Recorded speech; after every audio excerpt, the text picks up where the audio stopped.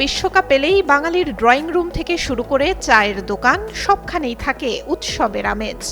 সমর্থকদের তর্ক বিতর্ক, ট্রল আর পরিসংখ্যানের লড়াইয়ে চায়ের কাপে ওঠে ঝড়।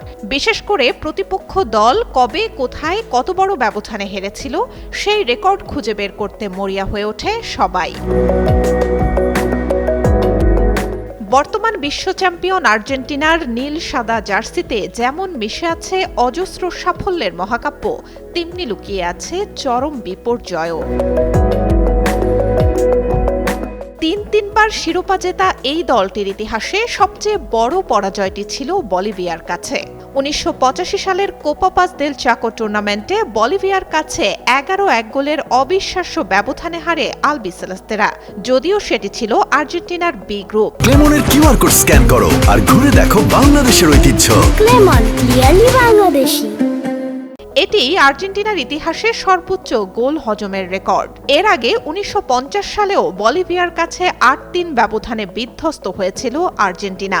আর ২০০৯ সালের বিশ্বকাপ বাছাই পর্বে ডিয়েগো ম্যারাডোনার কোচিংয়ে লিওনেল মেসি, কার্লোস তেভেজদের নিয়ে গড়া শক্তিশালী দলটিকে ঘরের মাঠে ৬-১ গোলে উড়িয়ে দিয়েছিল বলিভিয়া। আমেরিকার বাইরে ইউরোপীয় কয়েকটি দলের কাছেও বড় ধাক্কা খেয়েছে আর্জেন্টিনা। এর মধ্যে ১৯৬৪ সালে ইতালির কাছে পরাজিত হয় দলটি।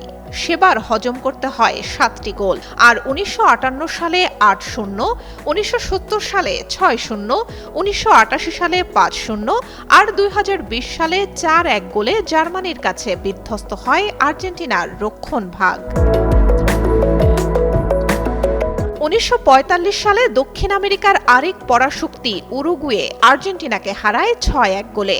একই বছর পেরুর কাছেও ৬-০ গোলে হেরে যায় দলটি। প্রতিবেশী দেশ চিলি আর্জেন্টিনার জালে বল জড়িয়ে ৬-১ গোলের বড় ব্যবধানে জয় পায় ১৯৮০ সালে।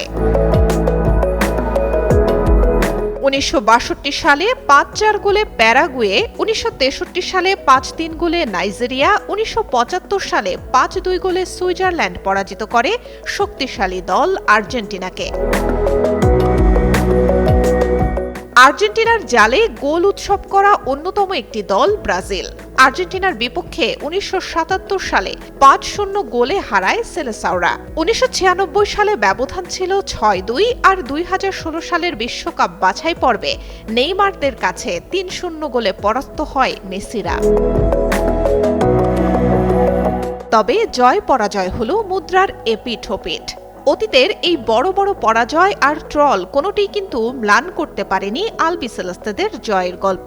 সব সমালোচনা আর পরাজয়ের গ্লানিকে বুড়ো আঙুল দেখিয়ে ফুটবল জাদুকর মেসির হাতেই উঠেছে ২০২২ সালের সোনায় মোড়ানো ট্রফি। সুলতানা সুরমা, যুগান্তর নিউজ।